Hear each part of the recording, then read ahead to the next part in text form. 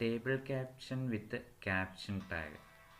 We can provide a heading to a table using the caption tag. നമുക്കൊരു ടേബിളിനൊരു heading കൊടുക്കാൻ വേണ്ടിയിട്ട് caption tag ഉപയോഗിക്കാം. It provides an easy method to add descriptive text to a table as its caption. Easy മെത്തേഡിൽ നമുക്കൊരു descriptive text ടേബിളിൻ്റെ ക്യാപ്ഷനായിട്ട് കൊടുക്കണം എന്നുണ്ടെങ്കിൽ ഇവിടെ ശ്രദ്ധിക്കൂ. Number of new cancer patients reported at the hospital during 2012 to 14. അപ്പോൾ എങ്ങനെ ഒരു ക്യാപ്ഷനായിട്ട് കൊടുക്കണം എന്നുണ്ടെങ്കിൽ ഇങ്ങനെയൊക്കെ ഇതിന് വേണ്ടിയിട്ടാണ് ക്യാപ്ഷൻ ടാഗ് ഉപയോഗിക്കുന്നത്. ഇപ്പോൾ നമ്മൾ table border colour BG colour കൊടുത്തു, cell spacing, cell padding, width അതൊക്കെ കൊടുത്തു. ഇതിൻ്റെ ഉള്ളിൽ വരുന്നത് ദെൻ ക്യാപ്ഷനാണ്. ക്യാപ്ഷന് ഉള്ളിൽ കൊടുക്കുന്നു number of new cancer patients reported at the hospital during 2012 to 14. അപ്പോൾ ഇങ്ങനെ ഈ ക്യാപ്ഷനായിട്ട് കൊടുക്കുന്നതിനാണ് ഈ ക്യാപ്ഷൻ ടാഗ് ഉപയോഗിക്കുന്നത്. ഓക്കെ,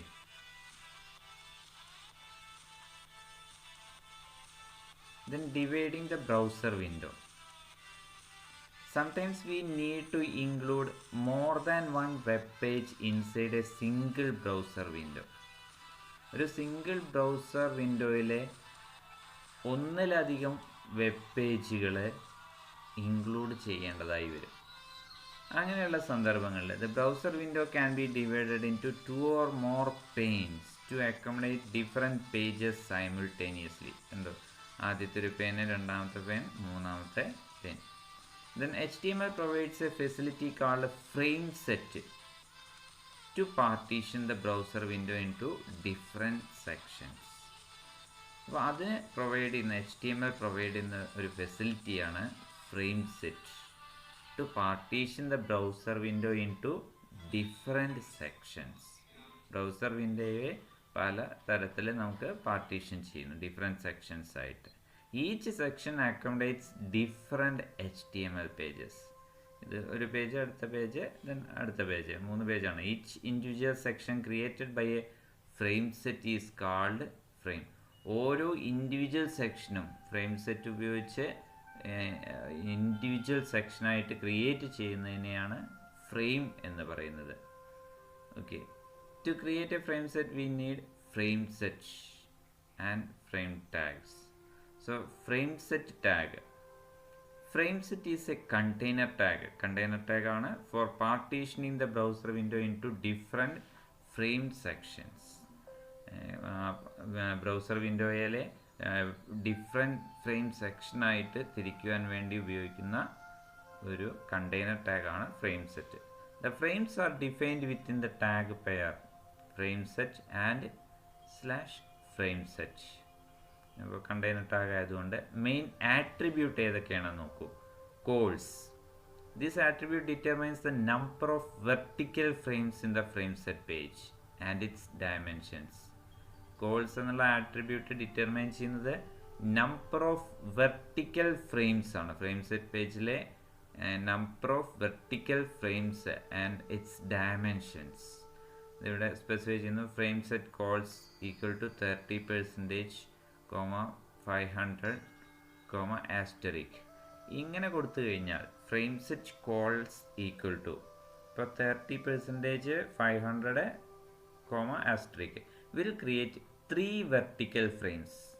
3 വെർട്ടിക്കൽ ഫ്രെയിംസുകൾ ക്രിയേറ്റ് ചെയ്യും. First frame will occupy 30% of the total window width. ഈ ടോട്ടൽ വിൻഡോ വിഡ്ത്തിൻ്റെ 30% ഫസ്റ്റ് ഫ്രെയിം എടുക്കും. Next will take 500 pixels. 500 എന്ന് മാത്രമേ ഉള്ളൂ, ഇവിടെ പെർസെൻറ്റേജ് ആണ്, ഇവിടെ 500 എന്ന് മാത്രമേ ഉള്ളൂ. അത് 500 പിക്സൽ സ്പേസ് എടുക്കും.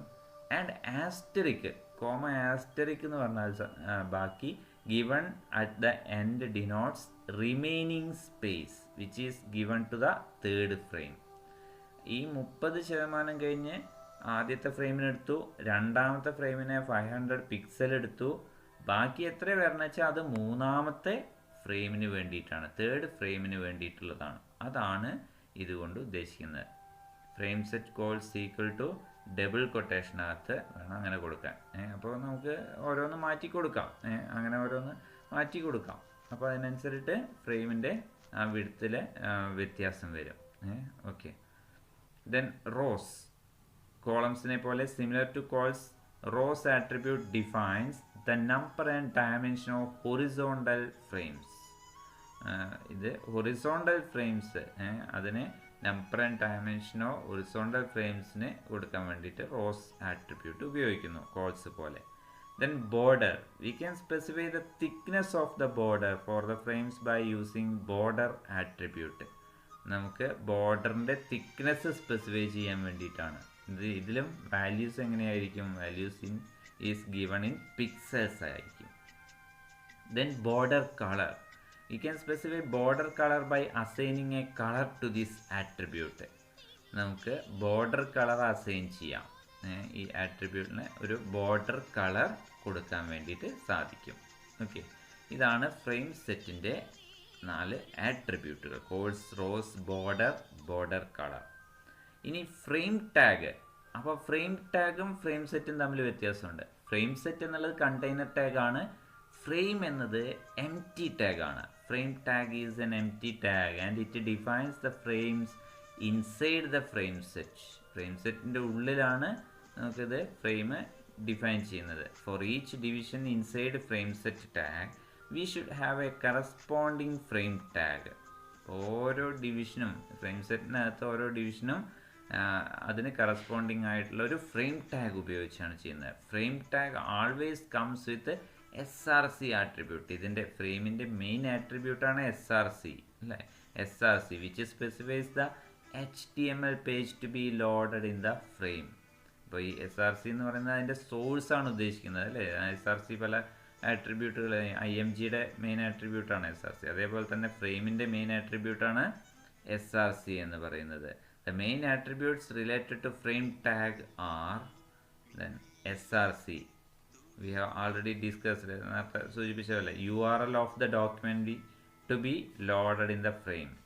അതിൻ്റെ യൂണിഫോം റിസോഴ്സ് ലൊക്കേഷൻ എവിടെയാണ് എന്നുള്ള ലൊക്കേഷനാണ് അല്ലേ? Frame SRC equal to school.html loads the page school.html in a particular frame. ഒരു പർട്ടിക്കുലർ ഫ്രെയിമിൽ school.html എന്ന പേജ് ലോഡ് ചെയ്യുന്നു ഫ്രെയിം SRC ഈക്വൽ ടു അങ്ങനെ കൊടുക്കുമ്പോൾ. Okay. Then scrolling, when the content inside a frame exceeds the frame size, a scroll bar appears depending upon the value of the scrolling attribute. ഇപ്പോൾ നമുക്ക് frame സൈസിനേക്കാളിലും frame അത് exceed ചെയ്യുമ്പോൾ, content exceed ചെയ്യുമ്പോൾ scroll bar appears. Scroll bar അവിടെ appear ചെയ്യും depending upon the value of scrolling attribute. ആ scrolling ആട്രിബ്യൂട്ടിൻ്റെ വാല്യൂസിനനുസരിച്ചിട്ട് ഒരു സ്ക്രോൾ ബാർ അവിടെ അപ്പിയർ ചെയ്യും. It can take values yes, no or auto. Yes, no or auto എന്നുള്ളതാണ് default value. It displays the scroll bar if the frame content exceeds the normal display area. അപ്പോൾ auto എന്നുള്ള default ആയിട്ടുള്ളത് വരും. പിന്നെ yes, no എന്നുള്ള values ഉണ്ട്. Auto ആണെന്നുണ്ടെങ്കിൽ ഡിഫാൾട്ടിൽ displays scroll bar if the frame content exceeds the normal display area. ഈ frame content normal display area exceed ചെയ്യുമ്പോൾ അവിടെ സ്ക്രോൾ ബാർ ഇവിടെ അപ്പിയർ ചെയ്യും. ഓക്കെ, ഡിസ്പ്ലേ ചെയ്യും. Then no resize. It is used to prevent users from resizing the border of a specific frame. ഇത് എന്തിനാ വെച്ചാൽ അതായത് ഈ യൂസേഴ്സ് നമ്മൾ ഈ ബോർഡർ സ്പെസിഫിക് ഫ്രെയിം ഡ്രാഗ് ചെയ്യുമ്പോൾ നമുക്ക് നോ റീസൈസ്, അതായത് റീസൈസ് ചെയ്യാൻ പറ്റുകയില്ല. അങ്ങനെയൊക്കെ അതിനെ പ്രിവെൻറ്റ് ചെയ്യുക, യൂസേഴ്സിനെ അതിൽ നിന്ന് പ്രിവെൻറ്റ് ചെയ്യുക. അതാണ് ഈ നോ റീസൈസിൻ്റെ ഉദ്ദേശം. Just giving no resize prohibits resizing the frame window. അപ്പോൾ ഫ്രെയിം വിൻഡോനെ റീസൈസ് ചെയ്യാതിരിക്കാൻ, പ്രൊഹിബിറ്റ് ചെയ്യാൻ, അതിനെ തടയാൻ വേണ്ടിയിട്ടാണ് നോ റീസൈസ് എന്ന് പറഞ്ഞു കൊടുക്കുന്നത്. അപ്പോൾ അതിനെങ്ങനെ കൊടുക്കുന്നു? For example frame SRC equal to school.html അത് കഴിഞ്ഞാൽ കൊടുക്കുക, ഡബിൾ കൊട്ടേഷൻ കഴിഞ്ഞ് നോ റീസൈസ് എന്നുള്ള ആട്രിബ്യൂട്ട് കൊടുക്കുക.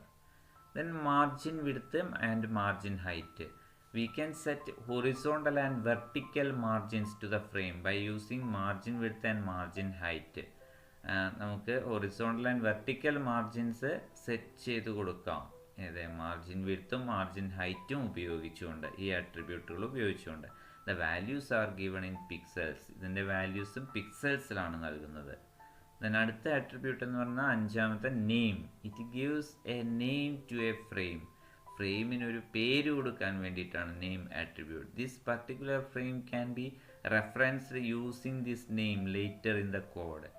ഈ പർട്ടിക്കുലർ ഫ്രെയിം റെഫറൻസ് ചെയ്യുന്നത് ഈ നെയിം വെച്ചിട്ടായിരിക്കും. അപ്പോൾ അതിനുവേണ്ടി നമുക്കൊരു നെയിം ആട്രിബ്യൂട്ട് കൊടുക്കാൻ വേണ്ടി സാധിക്കും. ഓക്കെ.